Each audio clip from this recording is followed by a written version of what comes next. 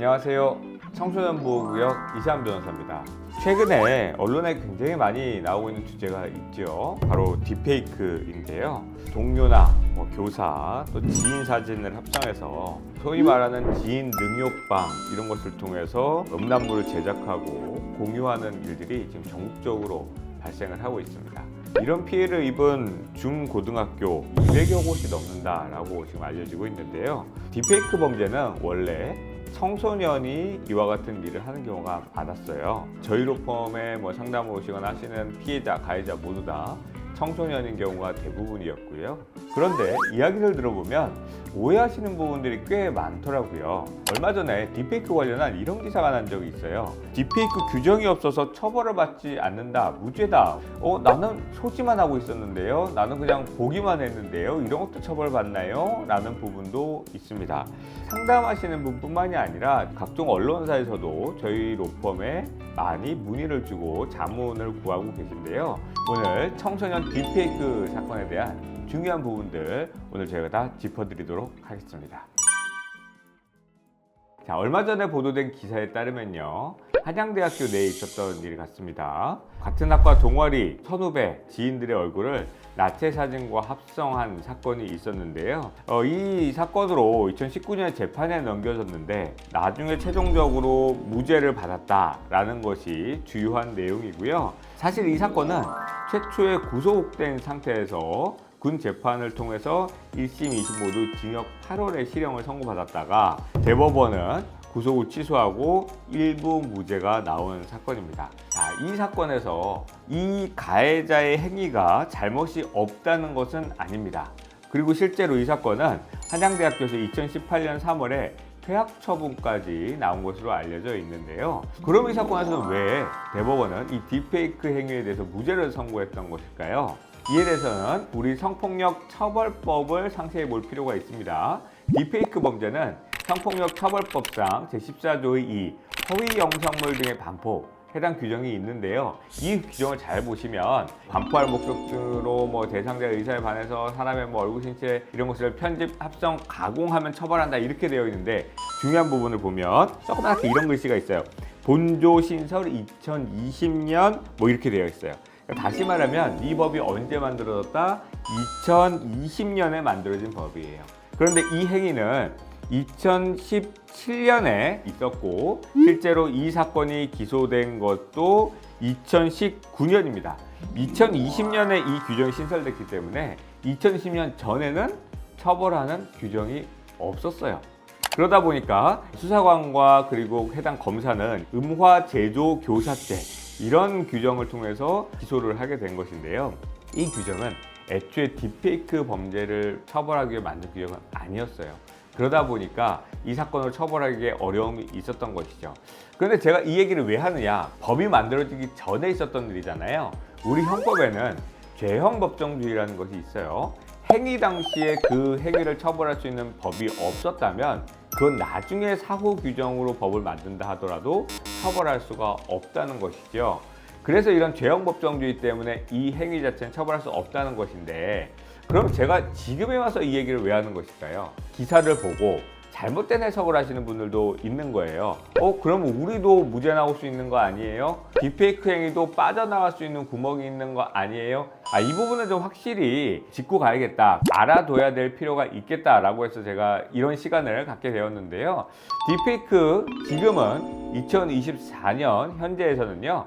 제작하는 거 무조건 처벌이 되고요. 시청과 소지 부분에 대해서는 제가 좀 구분해서 다시 설명을 드리도록 하겠습니다. 딥페이크를 소지하거나 시청한 경우, 그러니까 내가 제작은 안 했어요. 누가 보내줘가지고 보기만 했다, 누가 보내줘가지고 갖고만 있었다, 이것도 처벌되느냐라는 것인데요. 불과 며칠 전에 딥페이크 시청 소지만 해도 처벌하겠다라는 규정이 국회를 통과했다라는 소식을 접할 수가 있었습니다. 그럼 그 전에 시청 소지한 것은 처벌 안 받나요?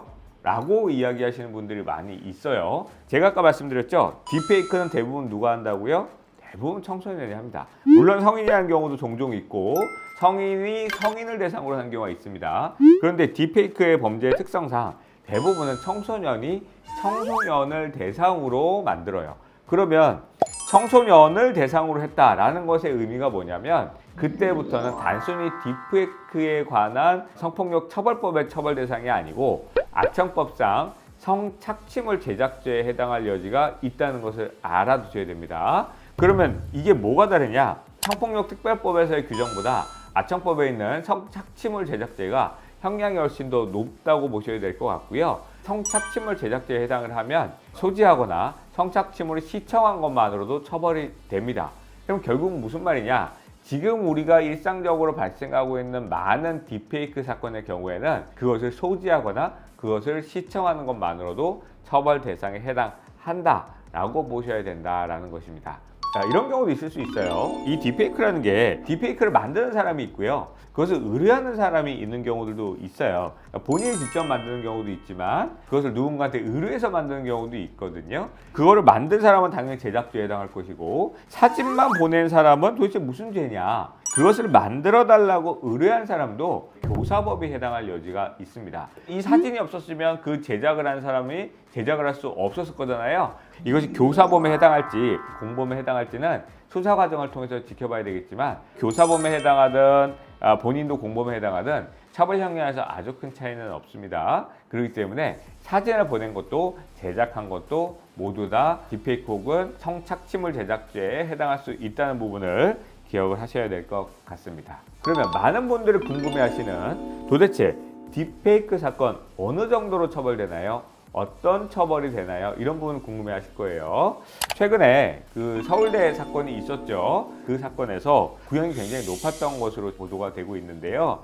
구형량을 모두 다 선고하게 될지 아니면 구형량을 초과하는 이 형량을 선고할지 아니면 구형량보다 다소 낮은 선고형을 가질지는 좀 더 지켜보셔야 될 것 같습니다. 다만 최근에 이러한 딥페이크 사건이 핫 이슈가 되고 있는 만큼 우리 법원은 상당히 중한 형량을 선고할 것으로 예상이 되고 있는데요.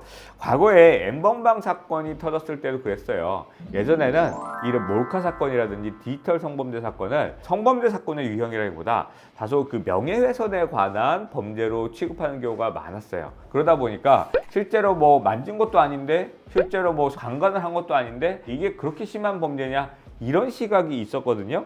그런데 N번방 사건이 터진 이후에 굉장히 형량이 높아졌어요. 확실한 건 과거보다는 한 단계 이상 높은 처분을 받게 될 가능성이 높다라고 보셔야 될 것 같고요. 딥페이크 범죄는 이 가해자 측에서 오시면 이런 말을 굉장히 많이 해요. 아니 얘가 장난으로 한 거예요. 굉장히 쉽게 되던데요? 이렇게 큰 죄인가요? 그런데 또 피해자분들이 상담 보시면 이렇게 얘기를 해요. 아니 내 딸 아이의 얼굴과 나체 사진이 돌아다녀요.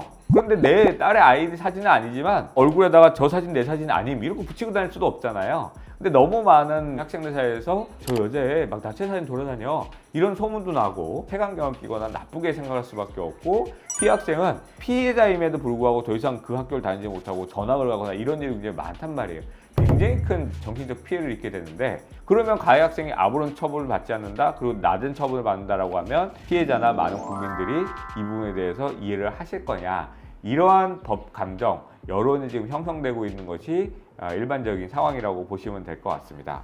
어떤 처분을 받게 되느냐 굉장히 어려운 문제라고 보시면 될 것 같은데요.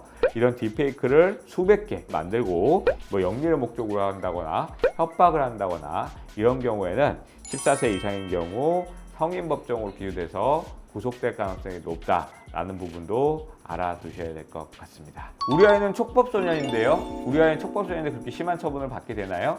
이것을 영리를 목적으로 매매를 했다거나 협박을 했다거나 이런 어떤 더 중한 범죄와 관련되어 있지 않는 이상 가정법원에 가게 될 가능성이 높기는 합니다. 그렇다면 가정법원에 가게 될 것이라면 촉법소년이냐 아니냐는 그렇게 중요한 요소라고 보기가 어려워요. 촉법소년이 아니냐의 핵심은 촉법소년 넘어가면 성인법정으로 갈 가능성이 있다. 그렇기 때문에 성범죄자 전과가 생길 수 있다는 부분, 구속영장이 청구될 수 있다. 교도소에 구속될 수 있다는 그 결정적인 차이가 있는데 그럼 가정법원에 가면 아무런 조치를 받지 않느냐? 그렇지 않습니다. 이런 성범죄 사건에 연루된 경우에는 대부분 소년분류심사원이라는 곳에 강제 입소될 가능성이 높고요.